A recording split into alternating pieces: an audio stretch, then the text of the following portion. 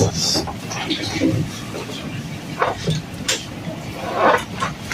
Sorry. One of the most egregious cases we have uncovered involves Akonta Mining Company Limited, a company legally registered and granted a government lease to mine responsibly off reserve outside the forest. In what has been described as one of the boldest moves yet in the fight against illegal mining, the government of Ghana has uncovered and disrupted a deeply entrenched illegal mining operation allegedly orchestrated by Akonta Mining Company Limited, a firm with a legitimate lease to mine off reserve but now accused of criminally abusing that privilege to destroy protected forest reserves. The company, however, does not possess an entry permit into the forest reserve of the Samaboy Enclave of the Western North region. Yet, investigations reveal that Akonta Mining has flagrantly abused this lease. Although Akonta Mining had a legal lease to operate outside forest reserves, Minister Boy revealed the company had been operating illegally within the Samaboy Enclave in the Western North region, specifically in protected areas of the Aboy and Tano Nimri forest reserves. This company has not only trespassed into protected reserves, but has become a criminal syndicate, selling assets of the Aboy Forest Reserve to illegal miners for a staggering 300,000 Ghana cedi per concession. Worse, these illegal miners operate under Akonta's protection, devastating the river Tano and surrounding forests with impunity. They have encroached compartments 49, compartment 121 of the Tanom Nimri Forest Reserve. We gathered a team of investigators to go undercover to make inquiries about the details of these operations. Our undercover team uncovered a well-oiled machinery of destruction. One representative of Akonta Mining, i.e., is the liaison of these dealings. He serves as the gatekeeper, negotiating fees and granting illegal access.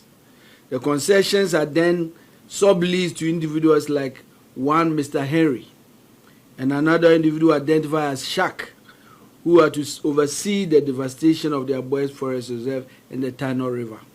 The most damning revelations by the minister include sale of access to forest reserves of 300,000 Ghana cedis per concession to illegal miners, protection of illegal miners who, in turn, pay royalties of 250 grams of gold weekly to Akonta Mining. As part of the agreement between Akonta Mining and the illegal miners, a weekly royalties of 250 grams of gold are to be paid to the company, lining the pockets of Akonta's collaborators. Another breakthrough revelation is that this criminal enterprise thrives because of the active collusion and connivance of some forestry officers and some security personnel.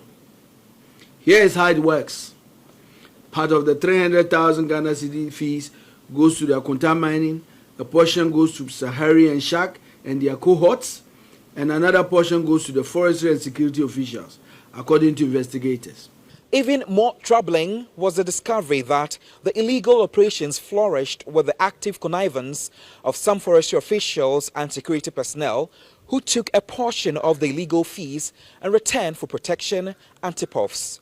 The corrupt network ensured that raids were avoided and enforcement weakened, making the destruction of forests and river bodies a smooth and uninterrupted business for Akonta and its agents, according to the minister. These officers take a cut as a service charge in exchange for protection and tip-offs in the event of an impending raid. The minister announced swift and decisive actions in the wake of the findings. Godwin Asedeba, TV3.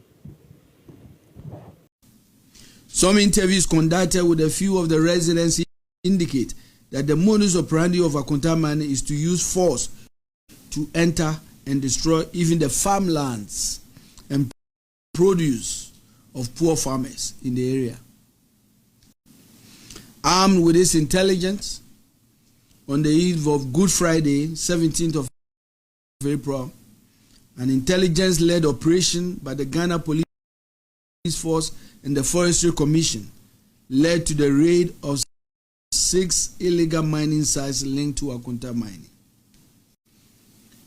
This operation is still ongoing because the officers are still conducting operations, and that operation will continue in the coming weeks.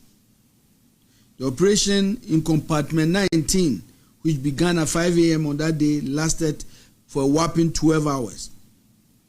And the last 3 days has also continued. So far, 51 arrests have been made, 8 Chinese nationals, 39 Ghanaian, and 4 women. So far, we have seized about 30 excavators. 5 have been required impounded at the operation base. 2 pump action guns loaded with 5 and 2 rounds of BP cartridges each. 1 single barrel gun retrieved.